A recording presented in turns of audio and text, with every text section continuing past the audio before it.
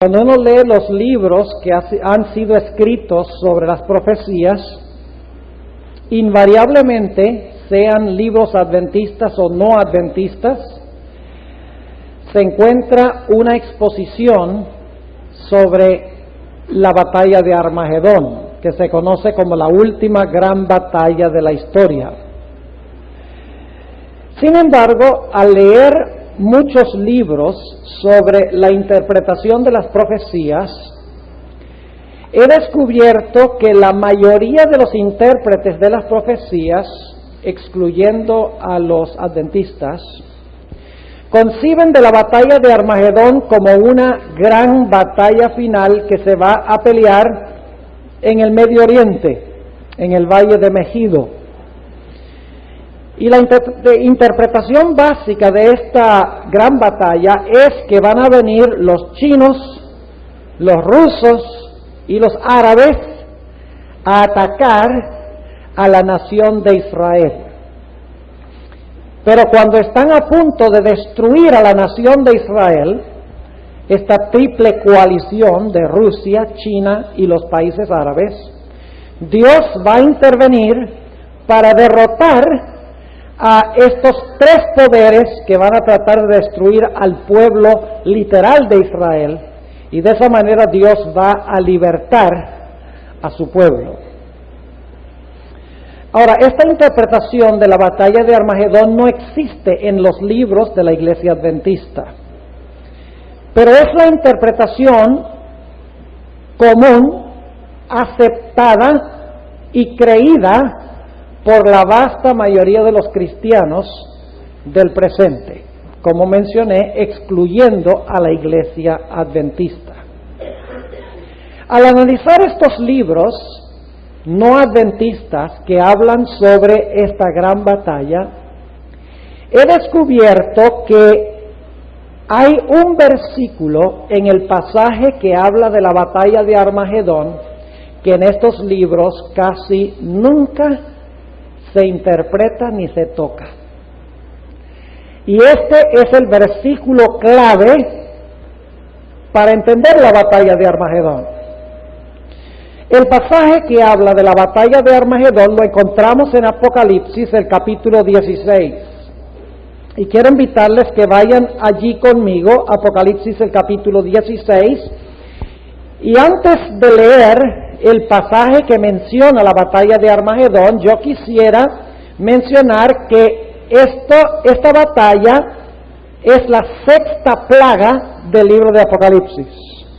Ahora vamos a encontrar que las plagas caen sobre la tierra después que se ha cerrado la puerta de la gracia, después que ya no haya más oportunidad de salvación, cuando Dios ya haya cerrado la puerta del arca, por así decirlo.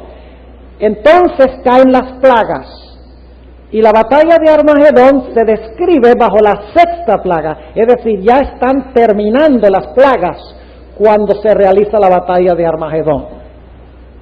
Ahora, yo quisiera leer este pasaje y no vamos a interpretar todos los aspectos porque quiero concentrarme en ese versículo que casi siempre se olvida en la mayoría de los libros que se escriben sobre la batalla de Armagedón, y es el versículo más importante.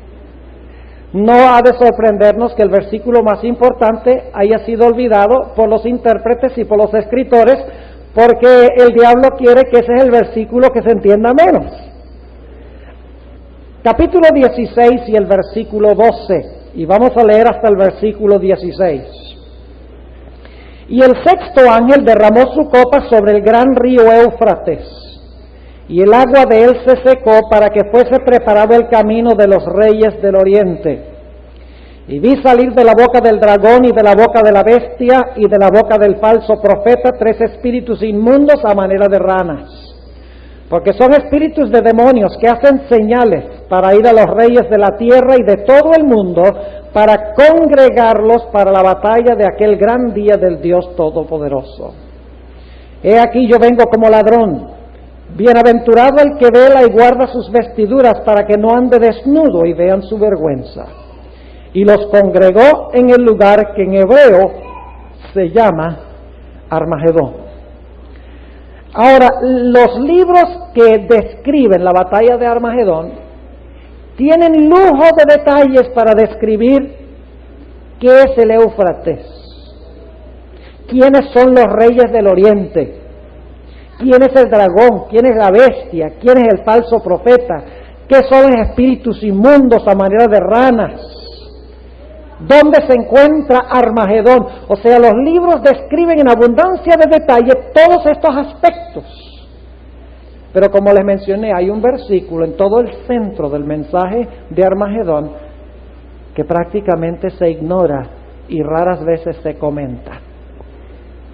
Y es el que se encuentra en el versículo 15. Yo no sé si ustedes notaron algo muy interesante en este pasaje. El versículo 12 al 16 es una descripción de la batalla de Armagedón.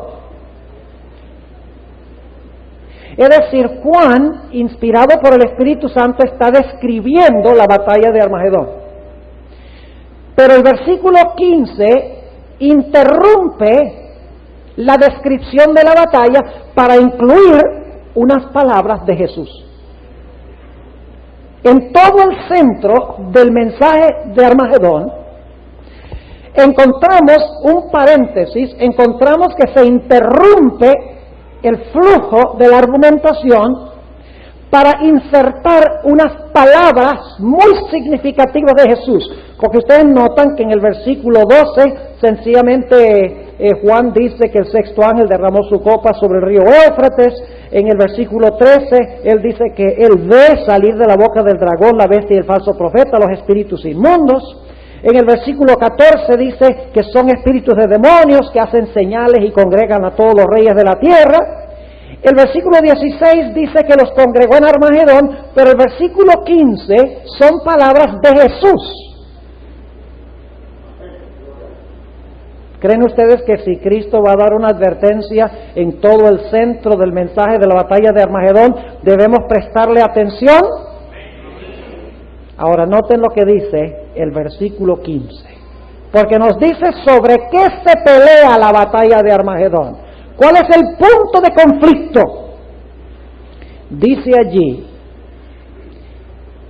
hablando Jesús, he aquí yo vengo como ladrón.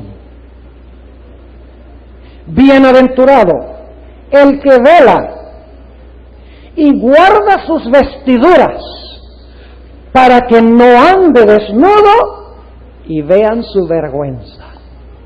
Ahora, debo hacerles una aclaración muy importante. Esta advertencia no valdría de nada si Cristo diera la advertencia cuando está cayendo la sexta plaga. ¿De qué valdría que Jesús dice, hay que velar, hay que estar seguro de estar vestido bien? Si Él está dando esta advertencia en la sexta plaga, ya la puerta de la oportunidad se ha cerrado. ¿Para qué? Lo que Jesús está haciendo aquí en Apocalipsis 16, Él inserta sus propias palabras para decirnos, ahora, en el tiempo que estamos viviendo, debemos velar y debemos estar listos y prepararnos para que cuando llegue la batalla no seamos hallados desnudos. Es decir, esta advertencia no es para el tiempo de la sexta plaga, esta advertencia es para que cuando venga la sexta plaga no seamos sorprendidos y estemos en el lado equivocado. ¿Están conmigo? Ahora, ¿a dónde necesitamos nosotros ir para entender este versículo? ¿Qué les parece? Vamos a leerlo otra vez. He aquí yo vengo como ladrón. Eso no está hablando de la segunda venida. Eso no está hablando de la segunda venida. En unos momentos voy a comentar más sobre eso. Dice, bienaventurado el que guarda sus vestiduras para que no ande desnudo y vean su vergüenza. ¿A dónde tenemos que regresar para entender eso? Antes de Mateo hay otro sitio. ¿Qué? Dígalo más duro. Génesis. ¿Dónde es el primer lugar que se usan las palabras vestiduras, desnudo y vergüenza? En Génesis. Ahora escuchen. Si ustedes quieren entender entonces la batalla de Armagedón, tiene que entender primero lo que pasó en Génesis.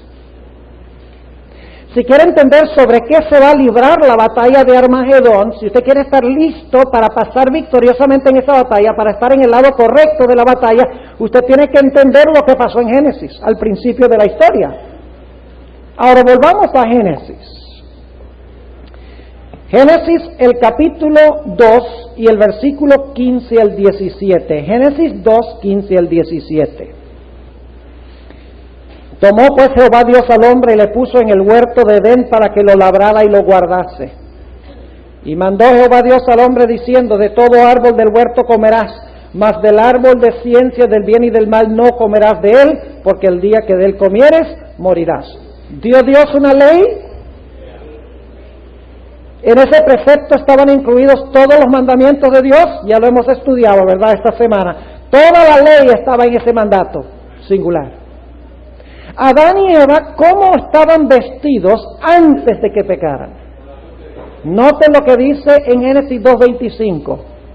Y estaban ambos, ¿qué cosa? Desnudos. Esa palabra la vimos en Apocalipsis 16:15.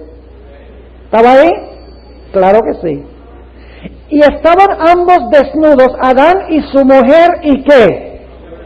Y no se avergonzaban. Esa palabra la vimos en Apocalipsis 16:15, ¿sí o no? Entonces, ¿cómo puede usted entender la razón de la batalla de Armagedón sin entender Génesis? Es imposible. Ahora, según hemos estudiado esta semana, cuando Adán y Eva pecaron, ¿qué pasó con ese manto glorioso de luz que ellos tenían? Porque estaban desnudos en lo que respecta a vestiduras humanas, según hemos estudiado, pero estaban vestidos de la luz gloriosa de Dios. ¿Qué pasó con la luz gloriosa de Dios que los cubría? La luz gloriosa desapareció. Quedaron destituidos de la gloria de Dios. Y como resultado, ahora se dieron cuenta de qué cosa. Oh, se dieron cuenta de que estaban desnudos. ¿Y qué les dio? Vergüenza de comparecer ante ¿quién? De comparecer ante Dios. ¿Notan? Pecan, la gloria desaparece, por lo tanto se ven desnudos y sienten ¿qué? Y sienten vergüenza. ¿Creen ustedes que solamente sentían vergüenza porque estaban físicamente desnudos? Vamos a Hebreos 4. Hebreos 4 y el versículo 12 para ver qué clase de desnudez era esta. No estaban solo avergonzados porque estaban físicamente desnudos, sino porque su alma estaba desnuda. Habían pecado y tenían que esconder su pecado ahora de Dios. Noten lo que dice en Hebreos 4 y el versículo 12 y 13. Porque la palabra de Dios es viva y eficaz, y más penetrante que toda espada de dos filos, y que alcanza hasta partir el alma y aun el espíritu y las coyunturas y los tuétanos, y discierne los pensamientos y las intenciones del corazón. ¿Hasta dónde penetra la palabra de Dios? No solamente ve lo de afuera, sino lo de ¿qué? Lo de adentro. Ahora noten el versículo 13. Y no hay cosa creada que no sea manifiesta en su presencia. Antes todas las cosas ¿están qué? Están desnudas y abiertas a los ojos de aquel a quien tenemos que dar cuenta. ¿Qué clase de desnudez era? ¿Solamente era una desnudez de su cuerpo? No, hasta partir el alma, las coyunturas, los tuétanos, los pensamientos y las intenciones de corazón. Esa era la desnudez. Y como estaban desnudos, sentían vergüenza. Ahora, según hemos estudiado, ¿qué hicieron para cubrir su desnudez? ¿Qué hicieron Adán y Eva para cubrir su desnudez? Volvamos a Génesis. Ya los que estuvieron esta semana, que pudieron estar, se dieron cuenta que hicieron Adán y Eva. Noten Génesis 3 y el versículo 7. Y fueron abiertos los ojos de entrambos y conocieron que estaban desnudos. Entonces cosieron hojas de higuera y se hicieron, ¿qué cosa? Delantales. ¿Cómo trataron de resolver el problema de su desnudez? Con sus propias, ¿qué? Con las obras de sus propias manos. Es decir, trataron de cubrir la vergüenza de su desnudez con una justicia creada por ellos mismos. No por Dios, sino por ellos. Y el contexto indica de que eso era el intento que hicieron ellos de justificarse. Porque cuando Dios viene y le dice al hombre, ¿qué hiciste? El hombre dice, la mujer que tú hiciste. Y cuando Dios viene y habla con la mujer, no, la serpiente que tú hiciste. Las hojas de higuera representan el intento de ellos de justificarse ellos mismos ante Dios. Significa que se estaban cubriendo con su propia justicia. Yo pregunto, ¿podían ellos comparecer a Dios en su propia justicia? No, porque ustedes pueden leer que aún después que se taparon con hojas de higuera, todavía se están escondiendo de Dios porque todavía se sienten desnudos. Entonces la desnudez no era del cuerpo, la desnudez era del alma, porque las hojas de higuera tapaban el cuerpo. ¿Me están entendiendo o no? Ahora ustedes recuerdan lo que dijo Dios, los que estuvieron aquí para el tema del lunes en la noche.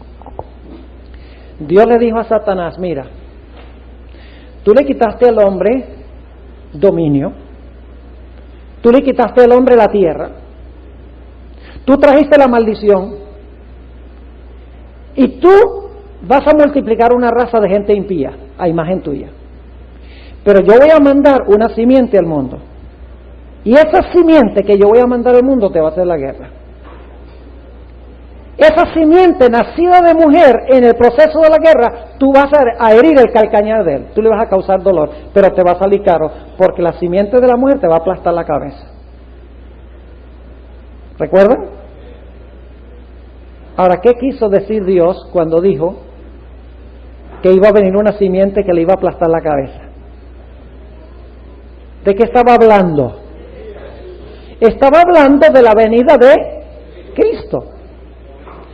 Para lidiar con Satanás, para vencer a Satanás y para quitarle a Satanás todo lo que Satanás le quitó al hombre, para luego entonces podérselo devolver al hombre nuevamente. Ahora, ¿por qué acto fue que el Señor Jesucristo aplastó la cabeza de Satanás? Con su muerte. Yo pregunto, ¿cómo puedo yo comparecer ante el gran tribunal de Dios sin vergüenza alguna? ¿Cuál es la única forma? ¿Puedo ir yo allá solo ante Dios? No, porque dice en Juan 14 y el versículo 6, Jesús, yo soy el camino, la verdad y la vida. Nadie viene al Padre sino por mí. Usted no puede comparecer ante Dios en sus propios méritos, porque si lo hace, Dios lo va a ver a usted, ¿qué cosa? Desnudo, espiritualmente. ¿Cuál es la única forma en que la vergüenza de nuestra desnudez puede ser cubierta? Por la justicia de Cristo, que Él provee como resultado de su muerte. ¿Recuerdan ustedes que en Génesis 3 ya tenemos eso también? Noten lo que dice el versículo 21. Y Jehová Dios hizo al hombre. ¿Quién hizo? Jehová Dios hizo al hombre y a su mujer túnicas de pieles. ¿Pieles de qué? De animales. Es la misma palabra que se usa en el libro de Levítico más de 50 veces para describir las pieles de los animales de los sacrificios en el sistema del santuario. Es decir, Dios hizo al hombre túnicas de pieles. Ahora, ¿qué tenía que suceder para conseguir esas pieles? El animal tenía que ¿qué? Que morir, tenía que derramarse su sangre. Y al derramarse su sangre se proveían entonces pieles de cordero, ¿para qué? Para cubrir la vergüenza de su desnudez. Noten lo que dice en el versículo 21. Y Jehová Dios hizo al hombre y a su mujer túnicas de pieles y vistiólos. ¿Quién los vistió?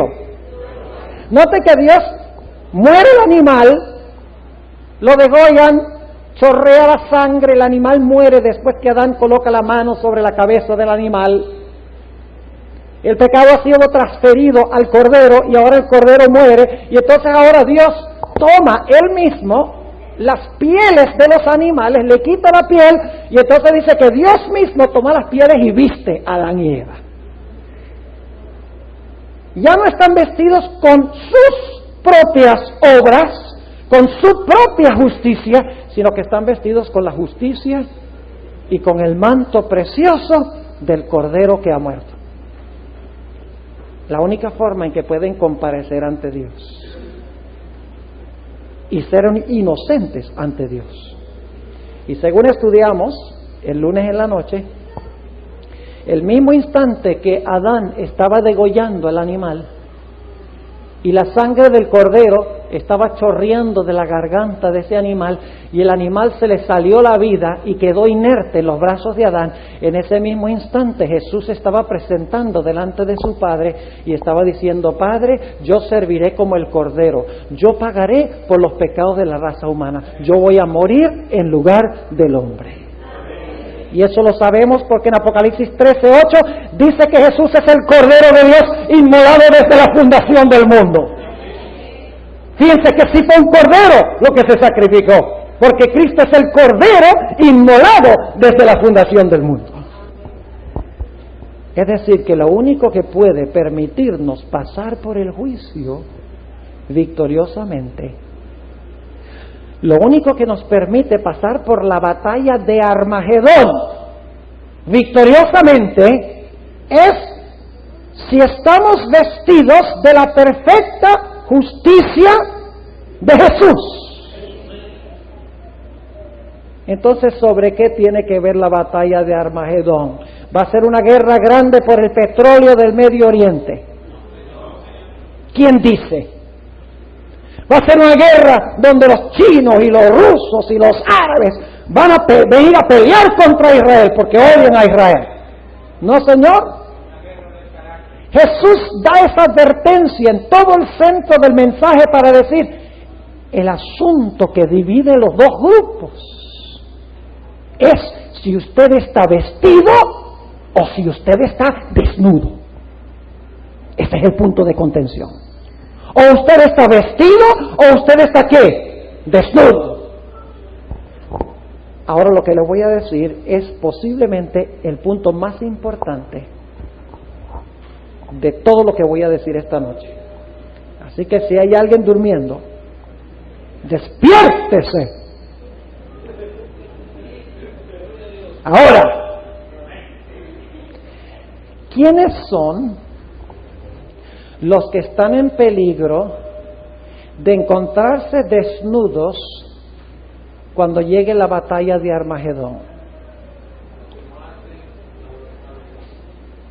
Los budistas y los hindúes y los musulmanes y los ateos. Esos son los que están en peligro de encontrarse desvestidos y se descubra su vergüenza. Le voy a compartir con ustedes algo aterrador ahora. ¿Saben ustedes quiénes están en mayor peligro de encontrarse desnudos, destituidos de la justicia de Cristo cuando venga la batalla de Armagedón? Los cristianos y más particularmente los adventistas. ¿Y cómo así, pastor? La iglesia adventista, la iglesia remanente. Sí, la iglesia adventista es la iglesia remanente. Pero la iglesia adventista está llena de cristianos profesos. Al igual que las demás iglesias, están llenas de cristianos profesos. Y saben ustedes que les voy a comprobar bíblicamente que los que están en peligro de hallarse desnudos cuando venga la sexta plaga son primordialmente los adventistas. Y también los de las demás iglesias, los que profesan ser de Cristo. Pero lo más aterrador es que adventistas estuvieran en ese grupo. Vamos a Apocalipsis 3 para comprobarles esto. Apocalipsis el capítulo 3. Y vamos a leer empezando en el versículo 14. Apocalipsis 3:14. Este es el mensaje del testigo fiel y verdadero. ¿A cuál iglesia? ¿Cuál iglesia? La Odisea. La iglesia de la Odisea, esos son los mundanos. Esos son los luteranos y los mormones y los testigos de Jehová. Eso nada tiene que ver con nosotros. Think again. La iglesia de la Odisea es la iglesia final. La iglesia adventista remanente. Ahora note lo que dice a partir del versículo 14. Dice: y escribe al ángel de la iglesia en la Odisea. ¿Sabes lo que significa la palabra la Odisea? Significa juzgando al pueblo. Es decir, es la iglesia cuando se está realizando el juicio. He aquí, dice el amén, el testigo fiel y verdadero, el principio de la creación de Dios. Yo conozco tus obras, que ni eres frío ni caliente. Ojalá fueses frío o caliente. Mas porque eres tibio y no frío ni caliente, te vomitaré de mi boca. Y ahora escuche. Porque tú dices: yo soy rico y estoy enriquecido y no tengo necesidad de ninguna cosa. ¿Qué clase de justificación es esa? ¿Qué clase de justificación es esa? ¿Ustedes recuerdan alguna vez una parábola que se llama la parábola del fariseo y el publicano? Que van al templo a orar. ¿Y qué dice el fariseo? Dice que ora consigo mismo. Y dice: gracias te doy, Señor, porque no soy como los demás hombres. Ayuno 2 veces por semana, diezmo de todo lo que recibo. Soy justo ante Dios. Y había por el otro lado un publicano que decía: Señor, ni siquiera se atrevía a mirar hacia arriba. Dice: Señor, sé propicio de mí, que soy pecador. Jesús dijo que el publicano se fue a su casa justificado y el fariseo también. Sí, el fariseo también, pero con su propia justicia, que ante Dios no vale nada. Decía este fariseo: yo estoy rico y estoy enriquecido y no necesito ninguna cosa. ¿Estaba lleno de su propia justicia? Claro que sí. Y así es la Odisea. ¿Está vestido de qué clase de vestidura? Si usamos el libro de Génesis, ¿qué clase? Hoja de higuera. Sigamos leyendo. Versículo 17, porque tú dices: yo soy rico y estoy enriquecido y no tengo necesidad de ninguna cosa. Y no conoces que tú eres un cuitado y miserable y pobre y ciego y, perdón, desnudo. ¿Quién? Los hindúes, los budistas, los musulmanes, los ateos, los agnósticos. ¿Quién? La Odisea. Estás desnudo. Y ahora noten el consejo que da Jesús. Aquí viene el versículo crucial. Yo te amonesto que de mí compres oro afinado en el fuego para que seas hecho rico. Y ahora escuchen esto. Y seas vestido de vestiduras blancas, para que no se descubra la vergüenza de tu desnudez. Yo no sé si ustedes vieron la relación de este versículo con el de Apocalipsis 16:15. ¿Cuál es la iglesia que está en peligro de estar desnudo cuando venga la sexta plaga? La Odisea. Y por eso Jesús le dice a la Odisea: antes de que venga esa plaga, Se dice, mira, asegúrate de que me compres oro. Asegúrate de que estés vestida con vestiduras blancas para que cuando venga ese tiempo no se descubra la vergüenza de tu desnudez. Entonces la advertencia en el centro mismo del mensaje de la batalla de Armagedón es para los cristianos. Ahora inmediatamente nos preguntamos, ¿cómo puede ser para cristianos si los cristianos fueron llevados al cielo en el rapto secreto antes de la tribulación? ¿Cabe esa interpretación? Yo pregunto, ¿va a estar la Odisea en la tierra durante la tribulación? Sí, porque si no fuera a estar, ¿de qué valdría que Jesús dijera, vela, yo vengo como ladrón, guarda tus vestiduras para que no se descubra tu vergüenza? ¿Para qué va a decir eso si la iglesia fue raptada secretamente al cielo? ¿Saben ustedes qué quiere Satanás? Él quiere que los cristianos crean que van a ir al cielo en el rapto secreto para que cuando venga la tribulación no estén listos. Por eso inventó la idea del rapto secreto. Porque él quiere que los cristianos piensen, no, la tribulación, eso, las plagas, eso no es para mí. Eso es para los judíos. Y cuando se encuentren en el momento de la sexta plaga, no habrán hecho provisión vistiéndose de la justicia de Jesús. Y Cristo los sorprenderá como ladrón. Hablemos un momentico de ese asunto de como ladrón. A veces nosotros pensamos que eso está hablando de la segunda venida de Cristo. Según la sierva de Dios, no. Y según el contexto de Mateo 24, donde se usa la misma palabra, no se refiere a la segunda venida. Se refiere al momento cuando se cierra la puerta de la gracia. ¿Saben ustedes que la puerta de la oportunidad en este mundo se va a cerrar antes que Cristo venga? Se cierra la puerta, vienen las plagas y luego viene Cristo. Así que si usted está listo cuando se cierra la puerta, usted no va a estar listo cuando Cristo venga, porque cuando venga la sexta plaga, el Señor lo va a conseguir desnudo. ¿Están conmigo o no? Entonces yo quiero preguntarles,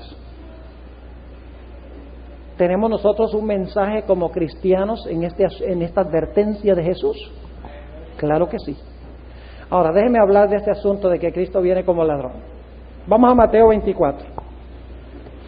Mateo el capítulo 24. ¿Vamos bien? ¿Me están siguiendo hasta ahora? Sí, levanta la mano, a ver. Quiero ver cuántos están despiertos aquí. Ok, bien. Mateo 24.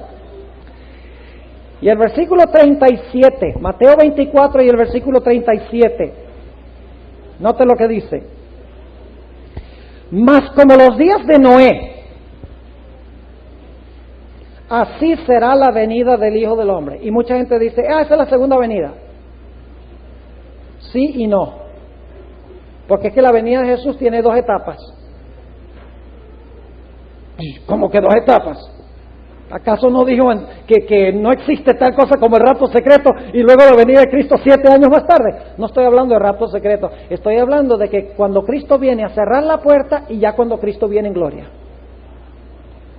Y entre eso hay un periodo que se conoce como el tiempo de angustia de Jacob, por el cual tendrá que pasar el pueblo de Dios sin mediador. Ahora, noten lo que sigue diciendo en el versículo 38. Porque como en los días antes del diluvio, estaban comiendo y bebiendo, casándose y dando en casamiento, hasta el día que Noé entró en el arca. Yo quiero que ustedes noten que aquí va a haber dos puntos de tiempo. Primer punto de tiempo, ¿hasta qué momento? Hasta cuando Noé entró en el arca. ¿Y qué pasó cuando entró en el arca? Se cerró la puerta. Y ahora noten el versículo 39. Y no conocieron hasta que vino el diluvio. Hay dos momentos de tiempo allí. ¿Qué marca el primer hasta? Cuando entran al arca y se cierra la puerta. Luego dice que los que estaban afuera no conocieron algo hasta que vino el diluvio. ¿Cuánto tiempo hay entre el momento cuando se cierra la puerta y cuando empieza a llover? Génesis 7 dice que fueron 7 días. ¿Se han preguntado ustedes alguna vez por qué razón Dios no hizo llover el mismo día que se cerró la puerta? ¿Por qué dejar a Noé y a su familia con ese zoológico dentro del barco? Por 7 días, imagínense. Yo pregunto, ¿Noé y su familia pasaron por un tiempo de angustia dentro de ese barco? Imagínense, pasa el primer día, no pasa nada. Segundo día no sucede nada. Tercer día nada. Cuarto día nada. Y la gente cada día afuera, ¿qué cosa? Más y más altanera. Yo pregunto, ¿los que estaban afuera estaban perdidos? ¿Cuándo se perdieron los que estaban afuera? ¿Cuando comenzó a llover o cuando se cerró la puerta?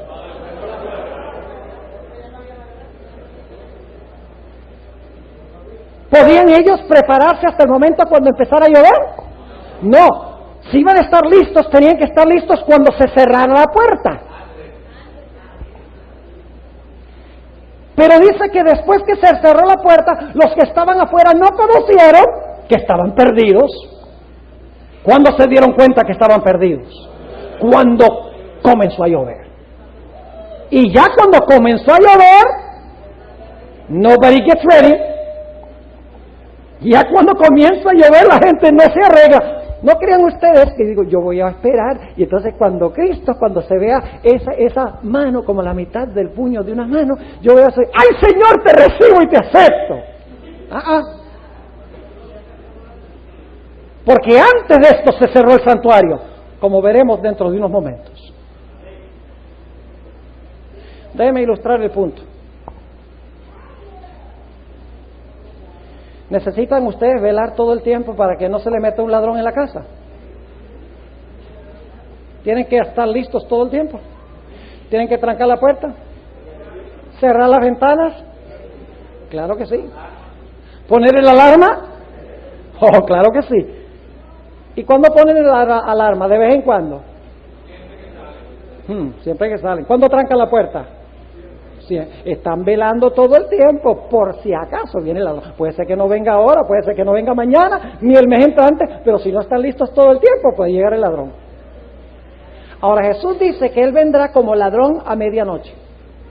¿Qué pasa? ¿Qué está haciendo usted a medianoche? Espero que ustedes estén durmiendo. El resto de la ciudad de Nueva York no duerme. Pero los adventistas, los cristianos deben estar durmiendo. Están en la casa durmiendo. Y mientras están durmiendo, llega el ladrón. Y se mete el ladrón por una ventana que no dejaron abierta, no velaron. Una ventana que dejaron abierta, no velaron. Se mete el ladrón, sube la ventana, entra, se va a la cocina, saca el microondas y se lo da al compañero. Luego entonces va por allá a un cuarto, consigue el VCR. Entonces se lo entrega al compañero y va y busca la cámara de video y viene y se lo entrega. Y entonces viene y busca el televisor. ¡Aleluya! Y también se lo da al compañero por la ventana. Y los que están adentro de la casa, ¿qué pasa? Están durmiendo. No conocieron que vino el ladrón porque no estaban listos. ¿Cuándo se dan cuenta que el ladrón vino? Cuando se despiertan por la mañana, pero ya es demasiado tarde. Así que la venida del ladrón tiene 2 puntos. Uno es cuando el ladrón llega y saquea y se cerró la puerta, y ya es cuando usted se despierta y descubre que el ladrón vino, pero es demasiado tarde. Así es la venida de Jesús. Cuando Él dice, bienaventurado el que vela, yo vengo como ladrón, Él dice, tú tienes que estar ¿qué? Tienes que estar listo todo el tiempo, cubierto con las vestiduras blancas, porque si no, yo puedo venir y tú no vas a conocer hasta que vengan las nubes del cielo que estás perdido. Qué pensamiento tan solemne, hermanos y hermanas. Entonces, ¿sobre qué tiene que ver la batalla de Armagedón? Los que escriben en los libros que tiene que ver una batalla grande peleando por el petróleo del Medio Oriente, ¿qué tiene eso que ver con el bien y el mal? ¿Qué tiene eso que ver con la justicia de Cristo? ¿Qué tiene eso que ver con asuntos espirituales? Nada. Por esa razón nunca comentan ese versículo 15. Desaparece. En esos libros usted ve el dragón, no, eso es un, quién sabe, la bestia es uno que se va a sentar en el templo de Jerusalén. Falso profeta, eso es otro que le va a levantar una estatua grande y todo el mundo se va a inclinar para adorar la estatua. O sea, tiene explicación para todo. Los reyes del Oriente, pues tienen que ser los japoneses y los chinos, porque esos están allá en el Oriente.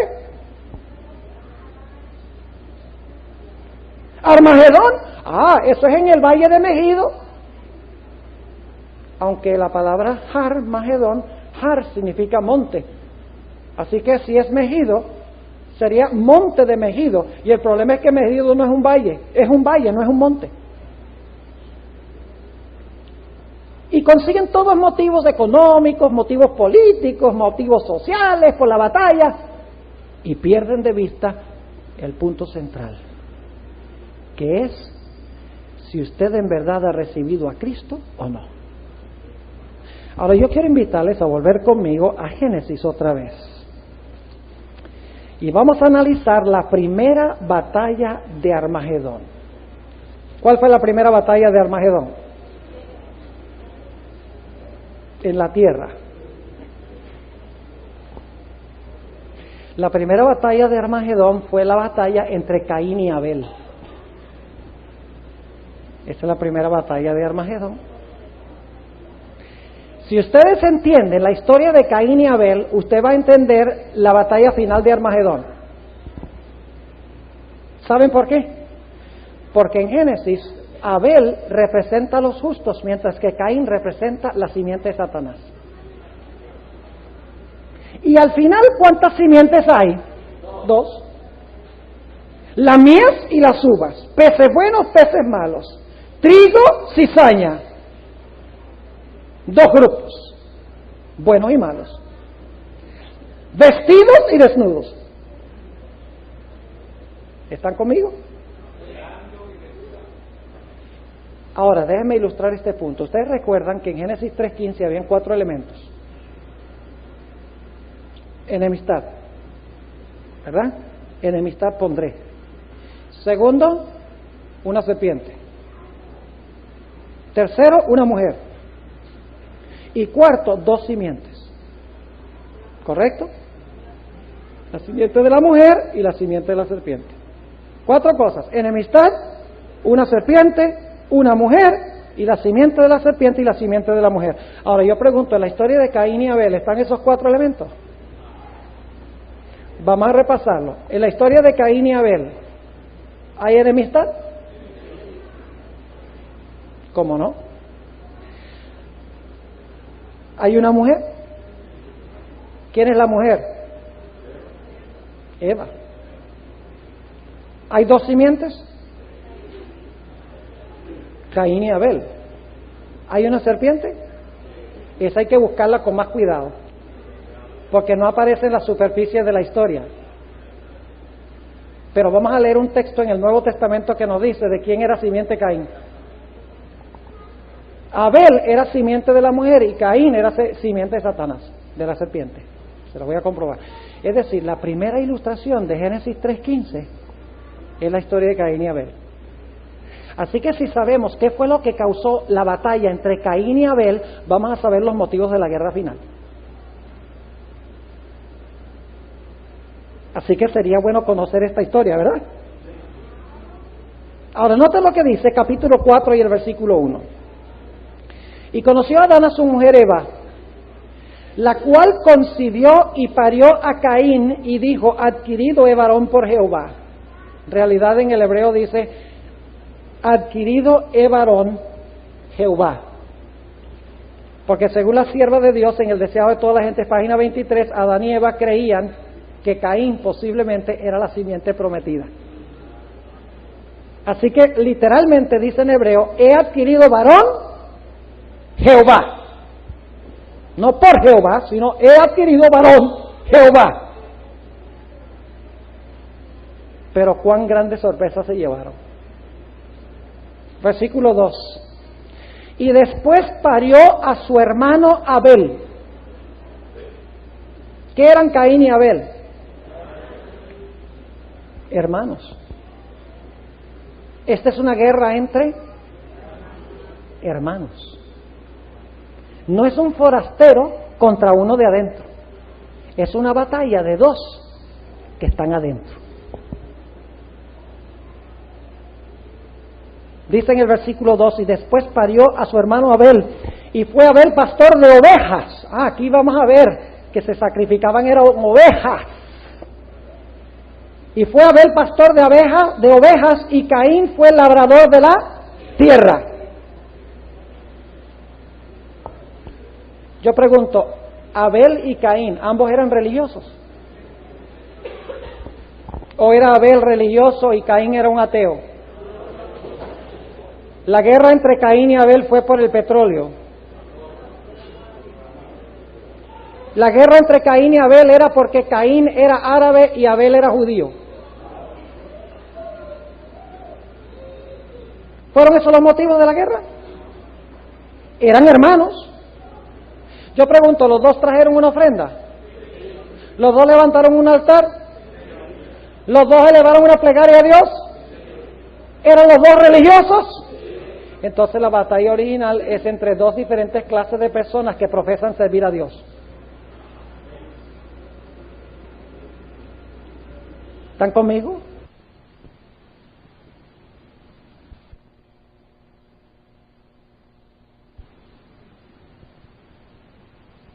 El apóstol Juan dice, salieron de nosotros, pero no eran de nosotros. El apóstol Pablo dice, se levantarán dentro de nosotros lobos rapaces que no perdonarán el ganado. El mismo anticristo se siente en el templo de Dios, haciéndose parecer Dios. Israel mataba a los profetas. El pueblo de Israel destruyó a Cristo. En la Edad Media, la iglesia destruyó al remanente de Cristo. Claro, en la guerra final nada tiene que ver con los de adentro. ¿Qué les hace a ustedes pensar que a través de toda la historia los peores enemigos del pueblo de Dios son los de adentro, pero al final no? Al final la guerra va a ser los ateos contra los cristianos. Como hemos visto en las últimas 2 noches, la guerra final va a ser entre dos diferentes grupos de cristianos. Unos que viven por las tradiciones humanas y los otros que viven por la palabra de Dios. ¿Caracterizó eso a Caín y Abel? Sigamos leyendo. Versículo 3. Y aconteció andando el tiempo que Caín trajo del fruto de la tierra una ofrenda a Jehová. ¿Qué problema había con eso? ¿Qué problema había con que Caín trajera de la tierra una ofrenda a Jehová?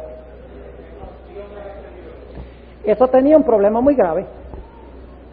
Y es que Caín estaba trayendo lo que Dios no había pedido. Ya en Génesis 3, Caín y Abel sabían que Dios exigía un animal. Porque sin derramamiento de sangre no hay remisión de pecado. Ya Caín y Abel lo sabían, que debían traer un animal. Y al sacrificar el animal estaban mostrando que creían en qué cosa. En la venida de Cristo para librarlos de sus pecados. Lo sabían.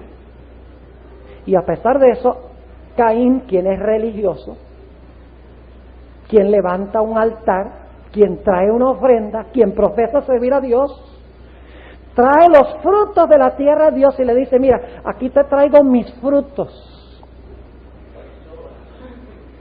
¿Tiene eso alguna conexión con las hojas de higuera? Sí, porque Caín está trayendo algo que no le sirve a Dios, porque sin derramamiento de sangre no hay remisión. Es más, ¿está desobedeciendo Caín el mandato de Dios? ¿Está adorando a Dios como él quiere en vez de adorar a Dios como Dios mandó?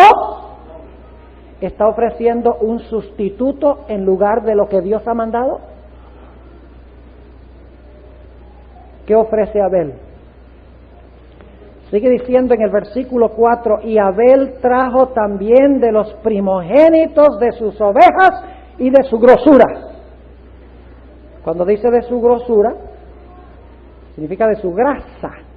¿Qué tiene usted que hacer para traer la grasa del animal? Tiene que matarlo. ¿Exigía Dios a Israel los primogénitos en el sistema de sacrificios?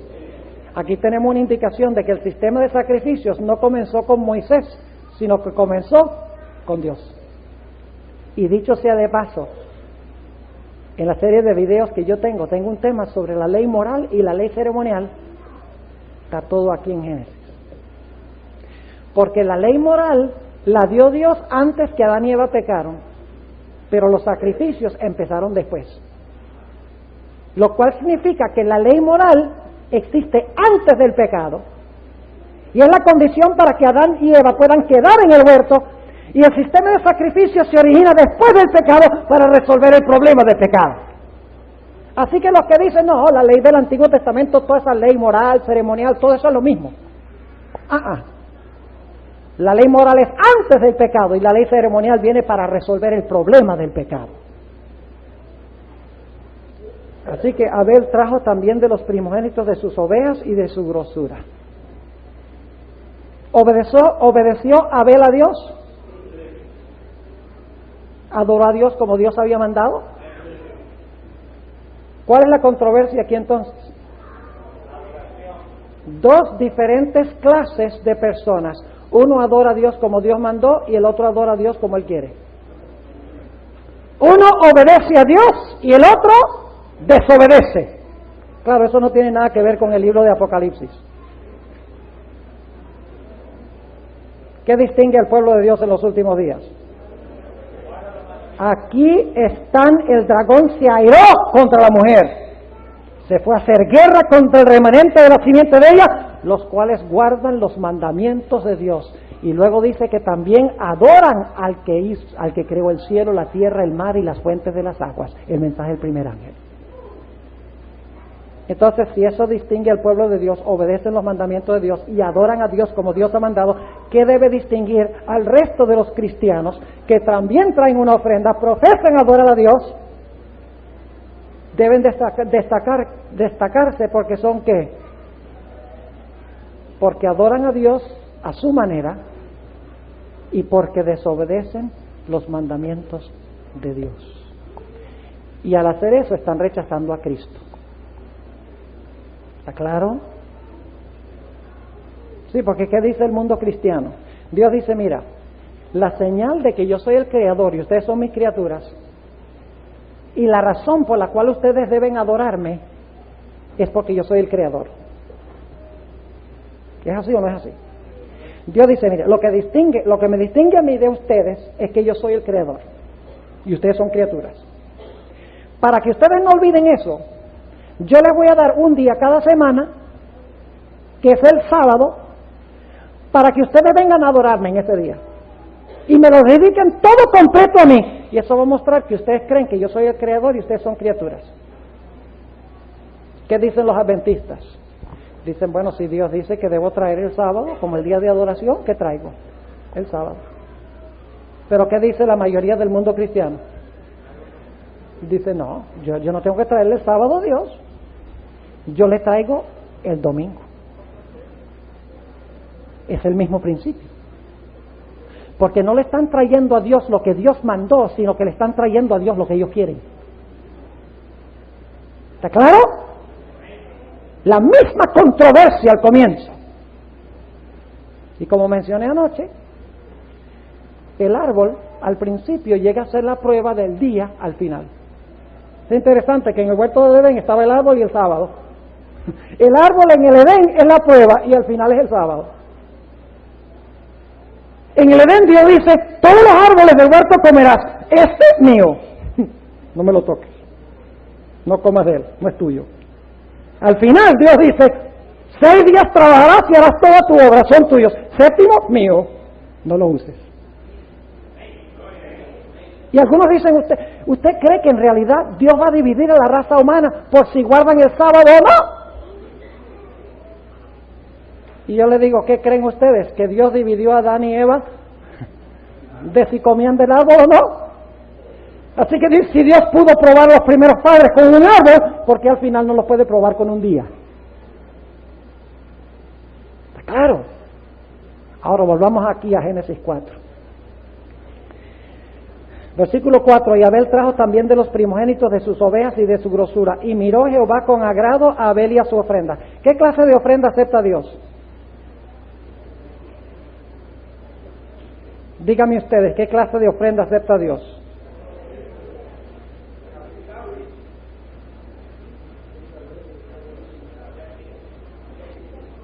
Dios acepta la ofrenda que yo le traigo.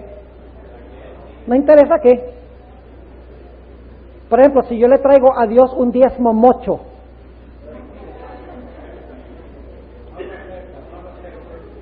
un diezmo cojo, le traigo a Dios. Sí, porque en los días de Malaquías estaban trayendo animales cojos y ciegos. Sí, decía, ay, tengo que darle uno de cada 10 al Señor. Dice, vamos a escoger el cieguito que no puedo vender en el mercado. Dándole las obras a Dios. Si esa es la clase de diezmo y ofrenda que está dando usted, ¿en qué se distingue usted de los que guardan el domingo? ¿Ah? De repente hay un silencio sepulcral en este lugar. ¿Sí? Y lo que Él exige y pide. Ah, pero pastor, no me alcanza el dinero. Diezme primero. Y siempre le alcanza. Lo que pasa es que pagamos todos los biles primero y entonces no alcanza. Ustedes conocen ese texto que dice, buscad primeramente las añadiduras y luego el reino de Dios os será añadido.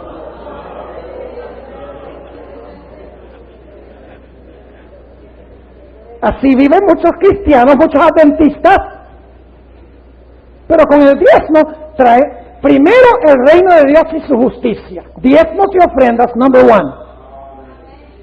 Y después si alcanza, pagamos las cuentas. Y alcanza y sobra si probamos a Dios. Y si no probamos a Dios, estamos mostrando una falta de fe. Nota lo que dice en 1 Samuel 15 y el versículo 22. 1 Samuel 15, 22, sobre este asunto de traer lo que Dios ha mandado. ¿Por qué Dios aceptó la ofrenda de Abel y no la de Caín? Note lo que dice 1 Samuel 15, 22. El contexto de esto es cuando Saúl ofrece la ofrenda, cuando Samuel le dijo que esperara hasta que él llegara para ofrecer la ofrenda. Es decir, Saúl la ofreció como él quiso, no como Dios había mandado. Y note lo que dice en el versículo 22. Y Samuel dijo, ¿tiene Jehová tanto contentamiento con los holocaustos y víctimas como en obedecer a las palabras de Jehová? Ciertamente el obedecer es mejor que los sacrificios y el prestar atención que el cebo de los carneros. ¿Por qué fue aceptado el sacrificio de Abel? Porque adoró a Dios como Dios había mandado y porque obedeció las prescripciones de Dios. Así que dice el versículo 5, mas no miró propicio a Caín y a la ofrenda suya. Es decir, Dios se agradó con la ofrenda de Abel porque fue obediente y adoró a Dios como es. Dice que no se agradó de Caín porque Caín desobedeció a Dios y adoró a Dios como él quiso.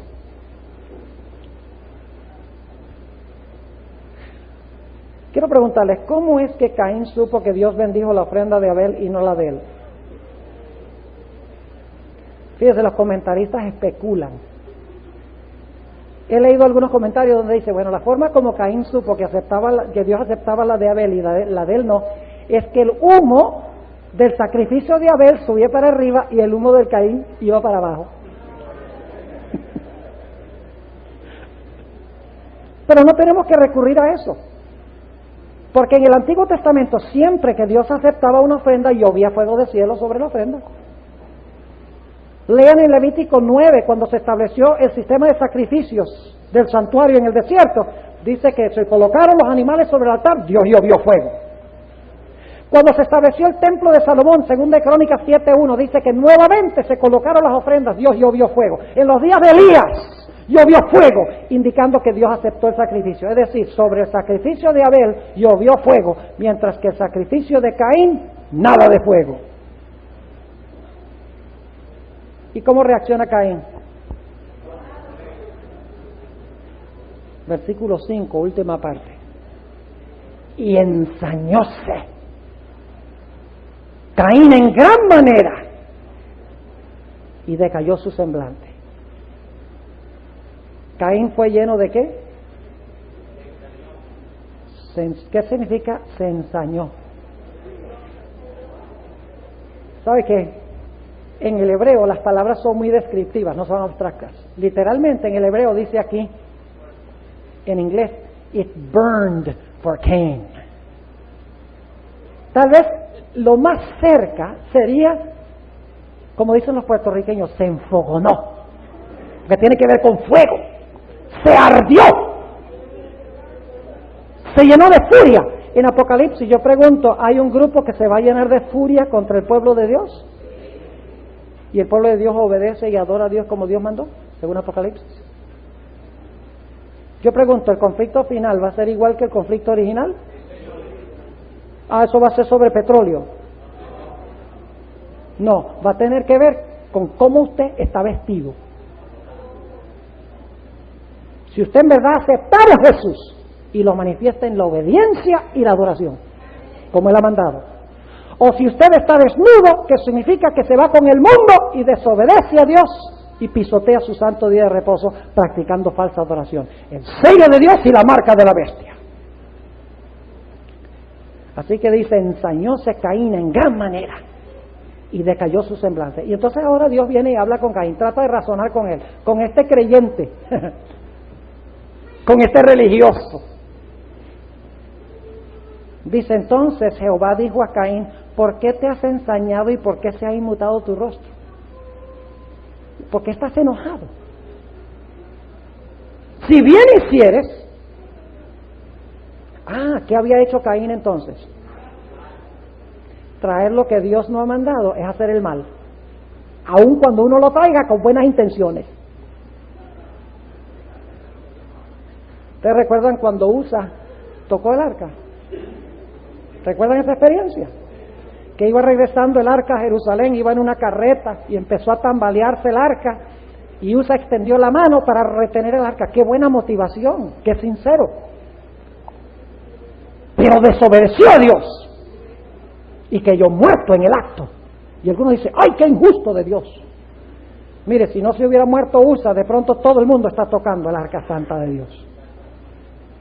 Cuando Dios dice algo, Él habla en serio. Él pone las pautas, no nosotros. Así que le dice, ¿por qué te has ensañado y por qué se ha inmutado tu rostro? Si bien hicieres, ¿no serás ensalzado? Y si no hicieres bien, el pecado está a la puerta. Ahora, vamos a interrumpir la lectura aquí y regresemos a 1 de Juan. Ya el tiempo se fue, fíjense. ¿Qué les parece? ¿Terminamos ahora y mañana en la mañana terminamos? Bueno, vamos a continuar un poquito más. Noten lo que dice 1 de Juan 3. Y vamos a empezar leyendo en el versículo 1. Escuchen bien, en 1 de Juan 3 tenemos nosotros la idea de las dos simientes. Caín y Abel y las dos simientes al final. La única diferencia entre Caín y Abel y los que van a vivir en el mundo al final es que Caín y Abel eran dos personas al principio de la historia de la raza humana, mientras que al final se han proliferado todos en dos grupos. Es decir, se ha universalizado el conflicto de Caín y Abel. 1 de Juan 3:1, noten la idea de las dos simientes. Dice, mirad cuál amor nos ha dado el Padre que seamos llamados hijos de Dios. ¿Cuál es el primer grupo? Los hijos de Dios. Dicho sea de paso, ¿han leído ustedes en Génesis 6 donde habla de los hijos de Dios y las hijas de los hombres? Ahí están las dos simientes antes del diluvio. No vamos a entrar a eso ahora. Ese es otro tema completo. Mirad cuál amor nos ha dado el Padre, que seamos llamados hijos de Dios. Por esto el mundo no nos conoce. ¿Cuál simiente es esa? Esa es la otra. Porque no le conoce a Él. Muy amados, ahora somos hijos de Dios y aún no se ha manifestado lo que hemos de ser, pero sabemos que cuando Él apareciere seremos semejantes a Él porque le veremos como Él es. Y cualquiera que tiene esta esperanza en Él se purifica como Él también es limpio. ¿Qué hace la simiente verdadera sabiendo que Cristo va a venir pronto y lo veremos a Él como Él es? Dice que se purifica como Él también es limpio. Versículo 4. Cualquiera que hace pecado traspasa también la ley, pues el pecado es transgresión de la ley. Y sabéis que Él apareció para quitar nuestros pecados y no hay pecado en Él. Cualquiera que permanece en Él no peca. Cualquiera que peca no le ha visto ni le ha conocido. Hijitos, no se engañe ninguno. El que hace justicia es justo, como Él también es justo. El que hace pecado es del diablo. ¿Cuántas simientes? 2. ¿Cómo mira la ley la simiente de Dios? ¿Cómo ve la simiente de Dios la ley? Cualquiera que permanece en Él no peca, dice aquí, no transgrede la ley porque el pecado es transgresión de la ley. ¿Tiene algo que ver la ley con la simiente de Dios? Claro que sí, pero noten el otro lado, versículo 8, el que hace pecado es del diablo. Y ya ha definido el pecado como transgresión de la ley. ¿Qué distingue a los dos grupos entonces? La simiente de Dios guarda la ley y la simiente de Satanás la quebranta. El que hace pecado es del diablo, porque el diablo peca desde el principio. Para esto apareció el Hijo de Dios, para deshacer las obras del diablo. Cualquiera que es nacido de Dios no hace pecado, porque su simiente está en él y no puede pecar porque es nacido de Dios. En esto son manifiestos los hijos de Dios y los hijos del diablo. ¿Cuántas simientes? 2. Cualquiera que no hace justicia y que no ama a su hermano no es de Dios. Porque este es el mensaje que habéis oído desde el principio, que nos amemos unos a otros. Y ahora va a ilustrar las dos simientes. Escuchen qué ejemplo del Antiguo Testamento va a usar para ilustrar lo que acaba de describir. Los que quebrantan la ley y los que la guardan. Versículo 12, no como Caín. ¿De quién era simiente Caín? Ese era el que no permanecía en él, el que quebrantaba la ley, ¿verdad? Según el contexto. No como Caín, que era del maligno. ¿Quién es el maligno? Satanás. ¿De quién era Caín? De Satanás. Y mató a su hermano. ¿Y por qué causa le mató? Porque tenía todo el petróleo del Medio Oriente. Qué interpretación tan insípida. Dice, porque sus obras eran malas y las de su hermano justas. ¿Tiene algo que ver el conflicto final con las obras buenas y malas? ¿Con obedecer o desobedecer la ley de Dios? Clarito. Ahora volvamos otra vez a Génesis 4. Versículo 6. Entonces Jehová dijo a Caín, ¿por qué te has ensañado y por qué se ha inmutado tu rostro? Si bien hicieres, no serás ensalzado, y si no hicieres bien, el pecado está a la puerta. Con todo esto, a ti será su deseo. Es decir, el pecado tiene el deseo de entrar a controlarte.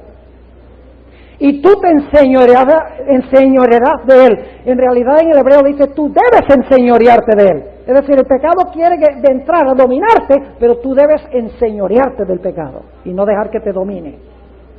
Versículo 8. Y habló Caín a su hermano Abel. ¿Sobre qué creen ustedes que hablaron? ¿Qué le dijo Abel a Caín?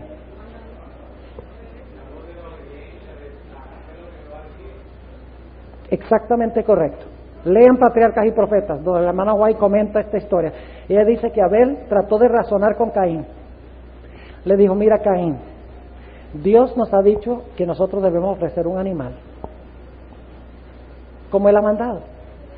Si tú eres obediente a Dios y tú lo adoras como Él te ha mandado, Él te va a bendecir a ti también. No seas desobediente. ¿Y qué pasó cuando Abel procuró darle el estudio bíblico sobre la adoración y la obediencia a la ley de Dios? Lo mismo que va a pasar al fin con los que prediquen la ley y la adoración. Sí, Señor. Dice en el versículo 8, y habló Caín a su hermano Abel, y aconteció que estando ellos en el campo, Caín se levantó contra su hermano Abel y lo mató. Ira religiosa, ¿verdad? No tenía que ver con motivos políticos, ni con motivos sociales, ni con motivos económicos, tenía que ver con adoración y obediencia.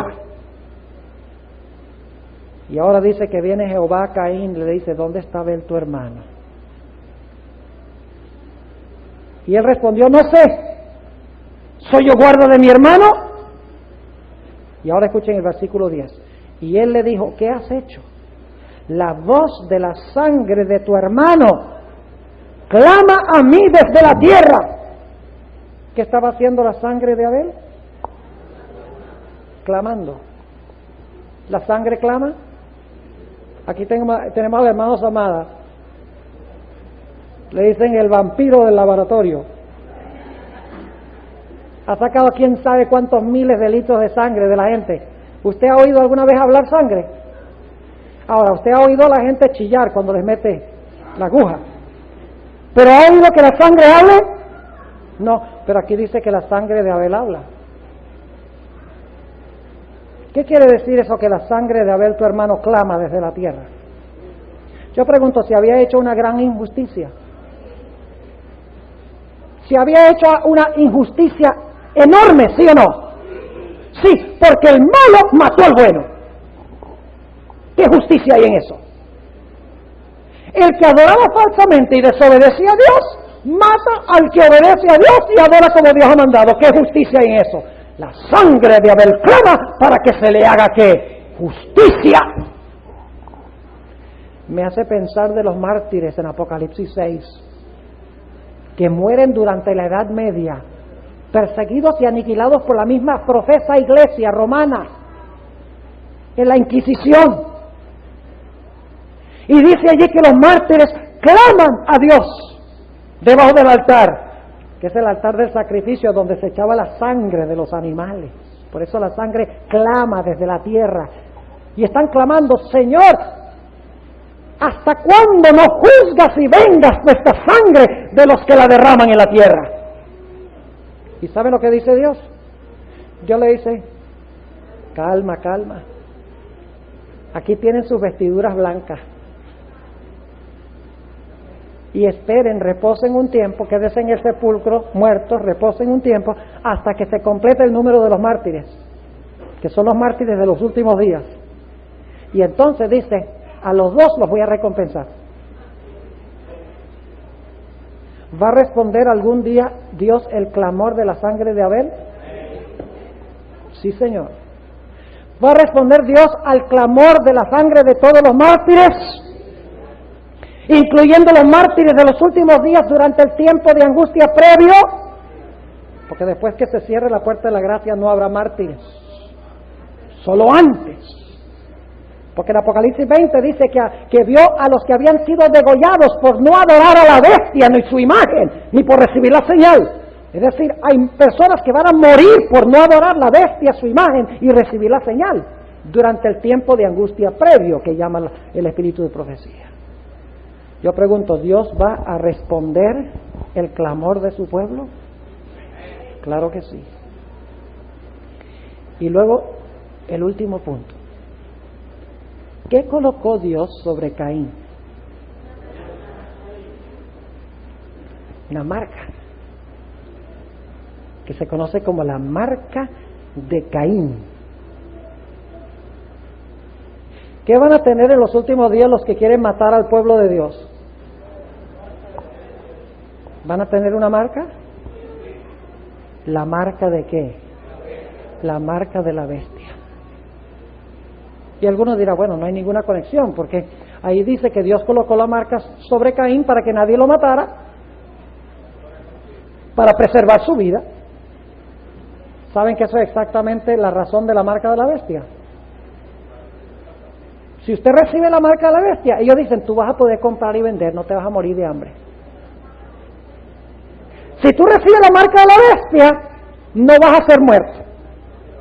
Te vamos a preservar la vida. Es decir, la marca de la bestia es una marca falsa que le pone la bestia comparable a la marca que Dios le puso a Caín para preservar la vida. Pero usted tiene que escoger si quiere vivir un poco ahora y morir eternamente, o morir ahora y vivir eternamente. ¿Qué le parece? Mejor poder comprar y vender ahora, porque ¿cómo voy a vivir sin arroz y gandules? Mejor ahora, aunque tenga que ceder un poco y no observar el día de reposo de Dios. Imagínense, ¿cómo voy a vivir si no tengo comida? Y si me buscan para matarme, como Caín mató a Abel, ¿cómo voy a vivir? El Señor Jesucristo dice que el que perdiere su vida la salvará. Y el que salvare su vida la perderá. Fíjese qué forma rara hablaba Jesús. Dice, el que es fiel a mí y pierde su vida, vida eterna. Mientras que el que salva su vida ahora, pierde la vida eterna. Y concluyo con esto, hermanos y hermanas. ¿Entienden mejor la batalla de Armagedón ahora? Ahora, no hablamos de los reyes del Oriente y todo eso. Yo tengo otro tema donde analizo todos esos otros aspectos de la batalla de Armagedón. Los reyes del Oriente, dragón, bestia, falso profeta, etcétera. Solamente les estoy mostrando cuál es el elemento central, el punto central de la batalla, que es lo crucial, el meollo, lo importante de la batalla. Permítame terminar con esto. Hay dos formas en que la gente al final va a recibir la marca de la bestia. Dice que algunos la van a recibir en la frente, otros la van a recibir en la mano derecha. ¿Por qué algunos lo reciben en la frente y otros en la mano derecha? La frente es donde está, ¿qué cosa? La mente. Yo pregunto, ¿va a haber personas que en su mente están persuadidas y convencidas de que la bestia tiene razón? ¿Que se han entregado con alma y cuerpo a la bestia y creen que la bestia es el poder de Dios? Claro que sí. Es decir, la bestia los ha engañado a pensar que es un instrumento de Dios. Pero lo triste es que la sierva de Dios dice que habrá otra clase de gente, mayormente adventistas. Y aquí volvemos a lo que empezamos, encontrarse desnudos, los laodicenses. ¿Saben que los que se van a encontrar desnudos son los que se vuelven fríos después que Cristo los vomita de la boca? Porque hay algunos que se van a vomitar de la boca. Son los apóstatas de los cuales hablamos anoche. Los peores enemigos del pueblo de Dios serán los de adentro. Como Caín de adentro era enemigo de su hermano. ¿Ven cómo toda la Biblia compagina? Dice ella que había muchos adventistas que sabrán que la bestia no es del poder de Dios. Pero por temor a no comprar y vender, y por temor a perder su vida, para que puedan trabajar, porque la mano derecha significa trabajar, con eso trabajamos, según la Biblia, para poder trabajar, para poder sobrevivir, van a recibir la marca de la bestia, aun cuando en su mente no están convencidos de que la bestia es de Dios. Pecado de conveniencia, más bien que de convicción. ¿Sabe usted que en el huerto de Edén hubo esas dos clases de pecado? Adán y Eva. ¿Cómo pecó Eva? ¿Cómo pecó Eva? ¿Ella sabía que era el diablo? ¿Ella sabía que el diablo le estaba mintiendo? Claro que no. ¿Qué hizo el diablo? Se poseyó de su mente, que ella se la dio y el diablo la engañó. Ella estaba convencida de que estaba hablando la verdad. Pero ¿cómo pecó Adán? ¿Sabía Adán que Eva había cometido un error terrible? ¿Sabía que se había equivocado? Sí, pero no podía soportar la idea de vivir sin su querida Eva.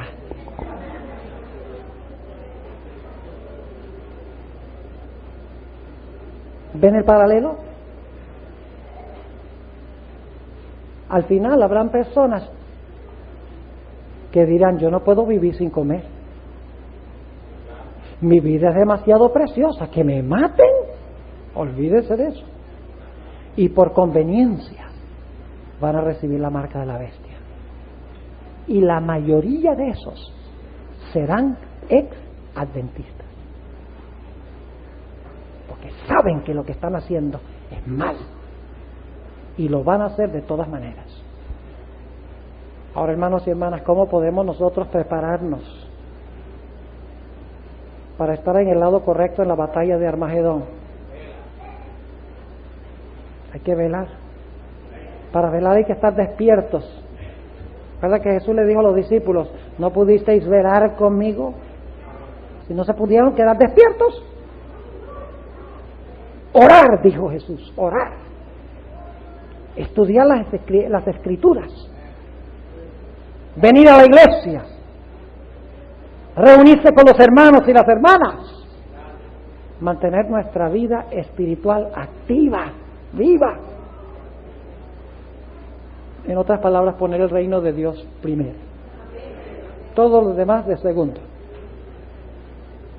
Solamente aquellos que hagan esto dejarán de ser tibios y se tornarán calientes. La mayoría de los que están en la iglesia son tibios. ¿Es así o no es así? Claro, yo no esperaba que todos dijeran que sí, porque todos decían, no, yo no soy tibio. No, yo estoy caliente. Si es cierto que estamos calientes, ¿cómo está nuestra asistencia a la iglesia?